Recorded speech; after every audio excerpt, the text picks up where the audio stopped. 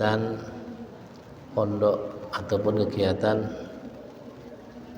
majelis ta'lim di bulan Ramadan, dan mudah-mudahan majelis kita ini akan menambahkan keberkahan dalam puasa kita, bisa menambahkan pahala bagi kita semuanya, karena semua pahala yang akan diberikan oleh Allah di bulan Ramadan ini akan dilipat gandakan menjadi berkali-kali lipat, dilipat gandakan berkali-kali lipat. Bahkan ada yang mengatakan orang yang datang ke majelis taklim di bulan Ramadan maka mendapatkan pahala yang besar. Datang di majelis taklim di bulan Ramadan itu pahalanya sangat besar. Sebesar apa kata ulama? Sebesar setiap langkah yang dilangkahkan itu diberi pahala seperti orang beribadah 1 tahun. Masya Allah. 1 langkah dari rumah kita menuju ke majelis taklim di bulan Ramadan adalah seperti orang yang ibadah 1 tahun. Coba bayangkan, kalau panjenengan bayang pirang langkah kita dari rumah, meskipun rumahnya dekat tapi kan beberapa langkah, atau yang jauh mungkin pakai sepeda, berapa kali puter ban ya.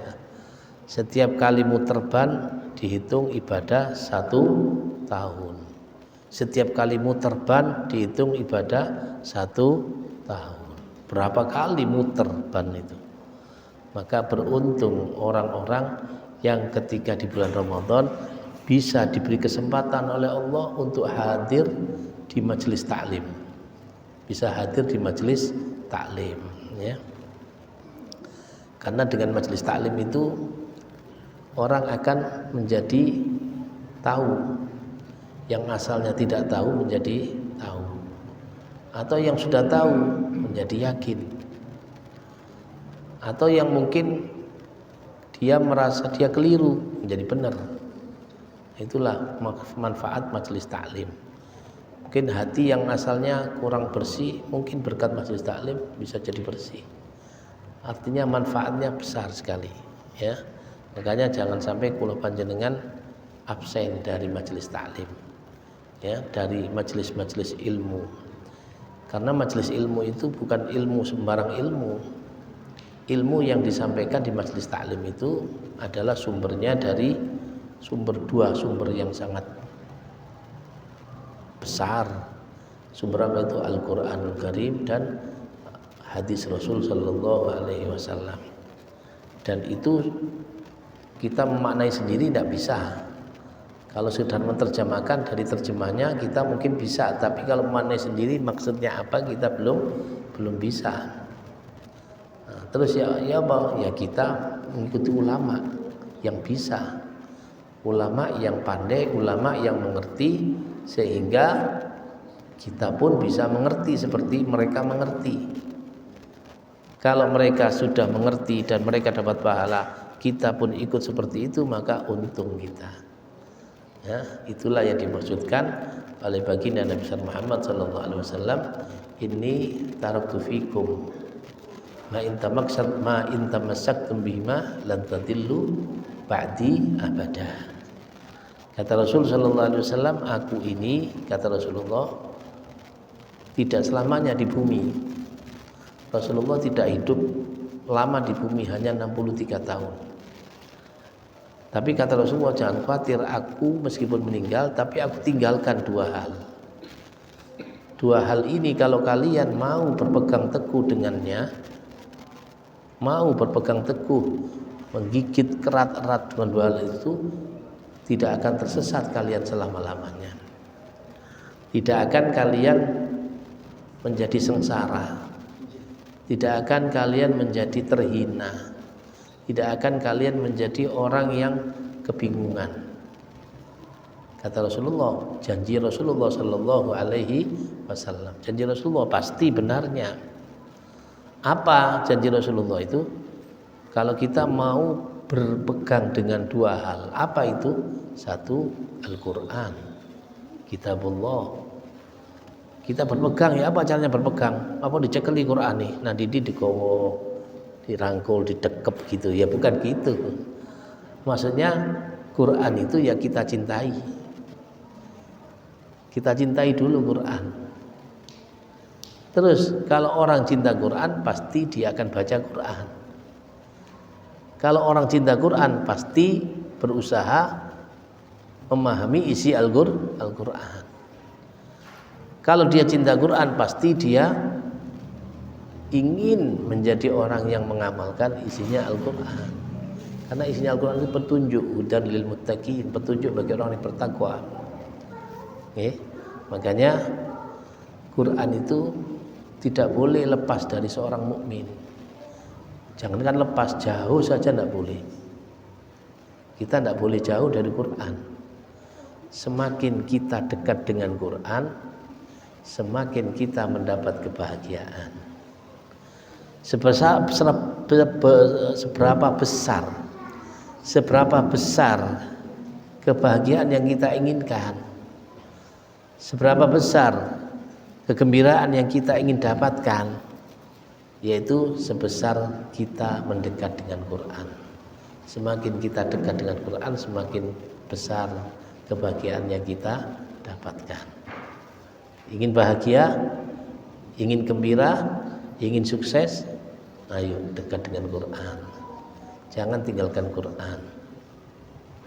Karena Quran sendiri juga akan menolong kita, akan memberikan bantuan kepada kita, akan memberikan syafaat kepada kita kalau kita mau belajar Al-Quran. Saya belum bisa baca Quran, ya apa?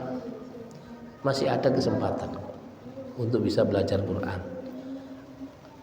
Belum bisa sama sekali, alif, ba, tak belum bisa, belajar, tidak apa-apa. Tidak boleh malu untuk belajar Al-Quran. Ya. Orang belajar meskipun belum bisa itu sudah mendapatkan pahala. Durung iso maca Quran, tapi gelem belajar itu untuk ganjaran. Omongane wis iso, dikek ngaji, tambah banyak pahala. Jadi Al-Quran ini adalah mukjizat yang Allah berikan kepada Nabi besar Muhammad SAW dan yang masih ada. Selainnya hilang semua, ya habis. Mukjizat nabi-nabi habis. Mukjizat Rasulullah yang lain sudah habis. Tinggal satu, Al-Quran. Tapi jangan khawatir, Quran ini mukjizat paling besar. Paling besar. Makanya ayo kita tetap ngaji, khususnya di bulan Ramadan ini banyak-banyak ngaji Quran. Tidak bisa ngaji cepat, dengarkan tok sama pahalanya.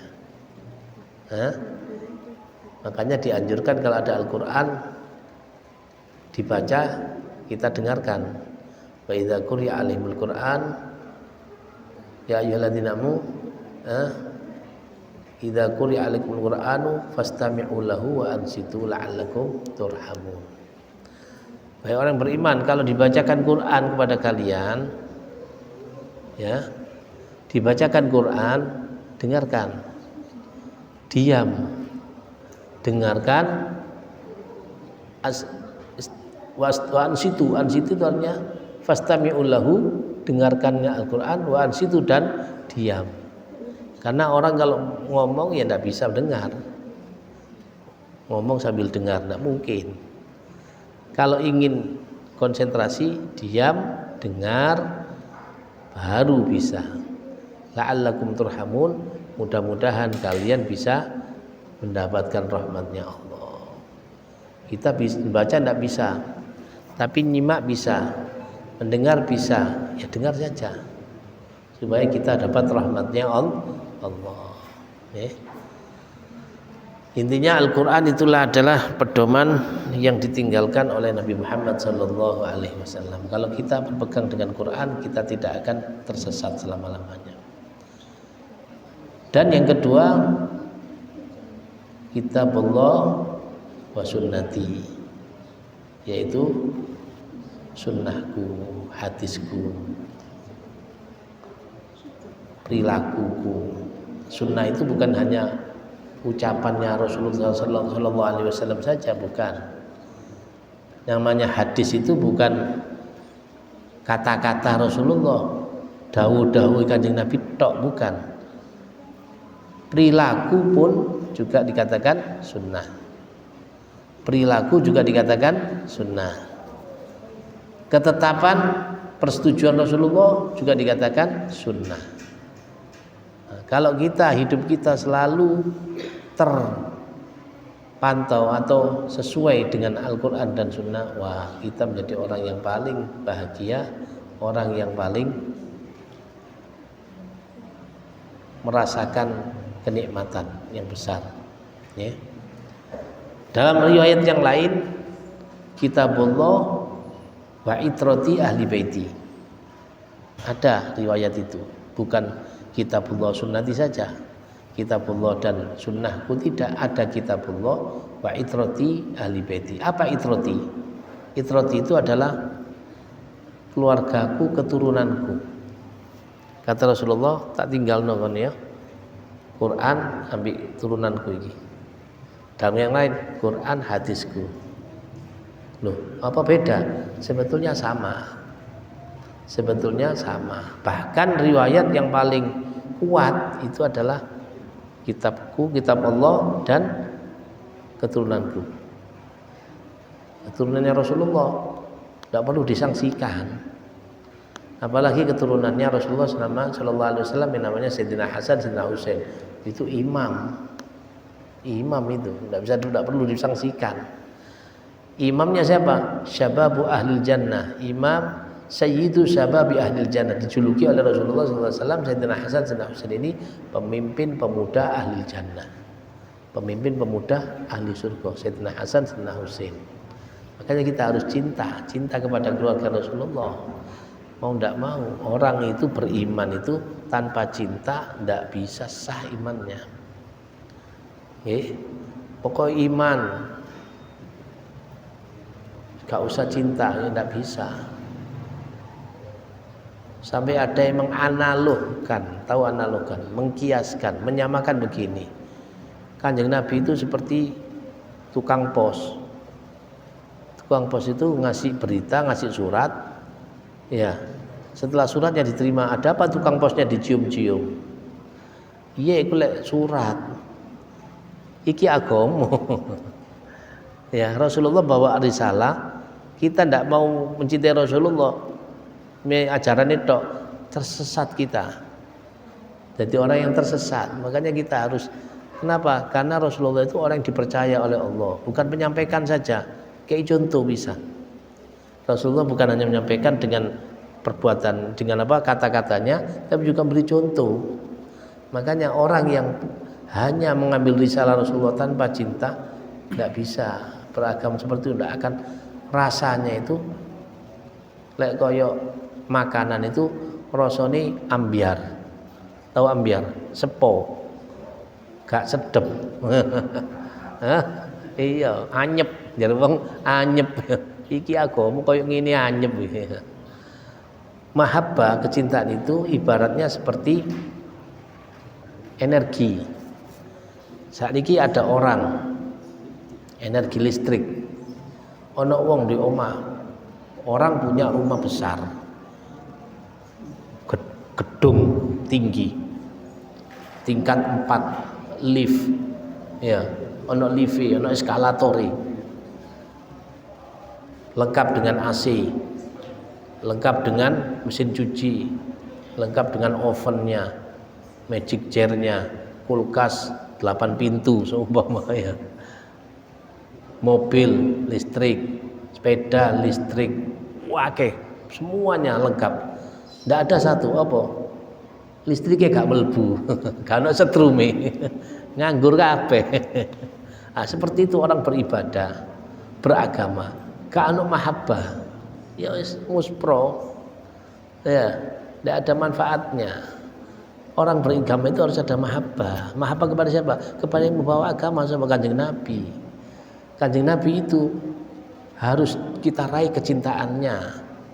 Bagaimana caranya kita mencintainya? Cintai orang-orang yang dicintai Rasulullah, sahabatnya, keturunannya, istri-istrinya, keluarganya, termasuk kita umatnya, karena kita dapat kebahagiaan cintanya Nabi Muhammad SAW. Makanya kalau kita mau beribadah benar, kuatkan kecintaannya kepada Nabi Muhammad, pasti kita akan menjadi orang terbimbing.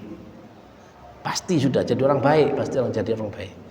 Ndak ono wong cinta kanjeng Nabi terus mari ngono wong dadi elek, ndak ada. Cinta kepada Nabi Muhammad terus ngilok-ngilokno, nyaci maki, fitnah-fitnah, itu tuh hanya omongan tok, itu ndak ada. Kalau orang cinta benar-benar Nabi Muhammad, pasti dia jadi orang baik, pasti jadi orang baik. Kalau ndak jadi baik, bohong kata-katanya, dia tidak cinta dengan Nabi Muhammad. Kenapa? Nabi Muhammad tidak pernah bohong, tidak pernah mencaci, tidak pernah berdusta, tidak pernah memfitnah, tidak pernah. Terus siapa sing dipeloki? Siapa sing dicintai? Kan pertanyaan besar. Katakan rumah kecil, tidak ada apa-apanya, cuman ada kipas angin kecil, lampu 5 watt, tapi ana listrike, sik murup. Ada listrike, sik murup. Nah itulah kita kalau beragama harus ada mahabbah. Makanya kita dikatakan sama Rasulullah, kon cekeli loro ini, Quran, hadisku. Dalam riwayat Quran dan keturunanku. Apa? Cintai Quran, cintai keturunanku. Karena kamu cintai keturunanku itu bukan sia-sia, bukan cintamu karena nafsu, pasti bukan. Bukan cintamu karena dunia, pasti bukan. Kalau kamu cintai keluarga Nabi, pasti apa? Karena cintamu kepada mereka adalah karena kamu cinta kepada Nabi Muhammad SAW, dan itu merupakan kesempurnaan iman. Iman itu ukurannya cinta kita pada Nabi seberapa. Sakpiro cinta kita kepada Muhammad itu sakpiro, itulah ukuran iman seseorang. Ya. Cintaku mek 10%, ya berarti imanmu sakmono. Aku 20 ya sakmono. Aku 50, oh berarti rada akeh.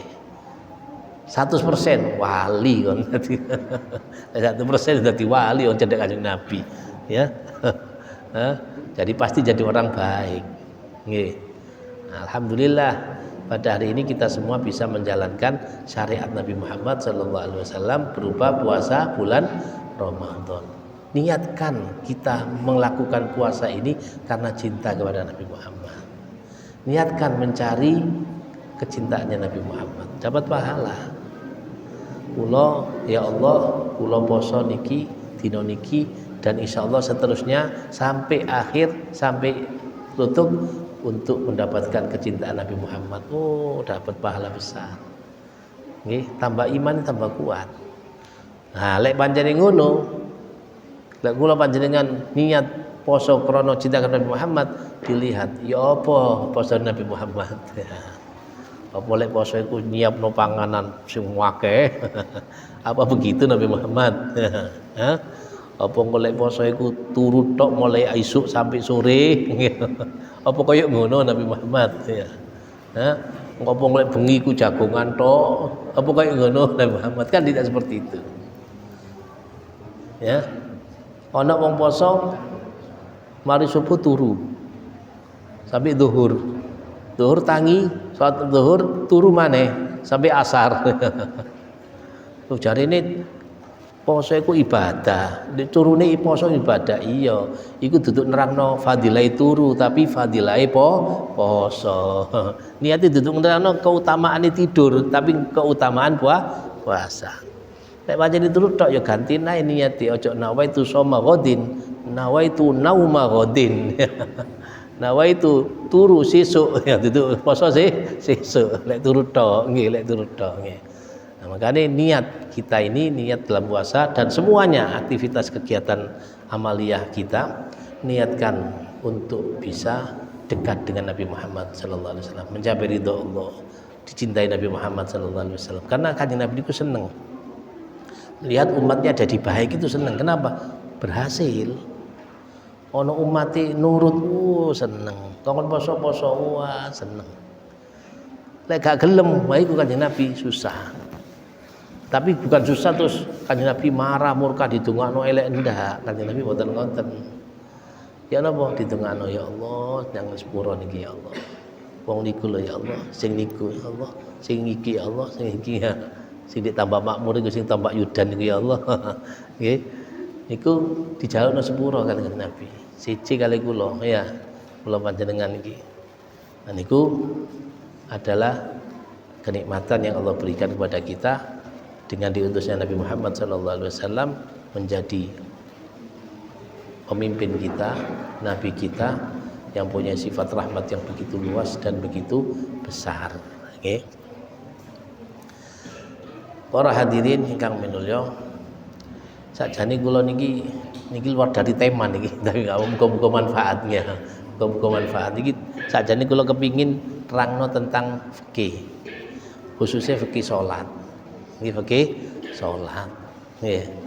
Tapi karena waktu itu gini ada cilik-cilik tok ya wis ya akhirnya nggih wis motivasi mawon ya. Insyaallah 2 minggu lagi ya, kita mulai napa namine pengajiane jam 4:30 nggih 4:30 kersane angsal kata ya 4:30 nanti kita akhiri paling ndak ya jam 5 menit atau 5-10 menit paling akhir karena saya sekarang setelah ini harus ke Pondok Salafiyah ada Roha baca kitab dengan Kiai Adris jadi bersama-sama santri-santri niku mawon nggih mugi-mugi wonten manfaate nyuwun pun kang kathah menawi wonten salah lepatipun dan mugi-mugi Allah panjangkan umur kita semuanya Allah berikan kesehatan zahir batin dan mudah-mudahan ada titipan pulau video ini dengan nggih dan mudah-mudahan kita semua yang hadir ataupun yang tidak hadir diberikan oleh Allah Subhanahu wa taala keberkahan,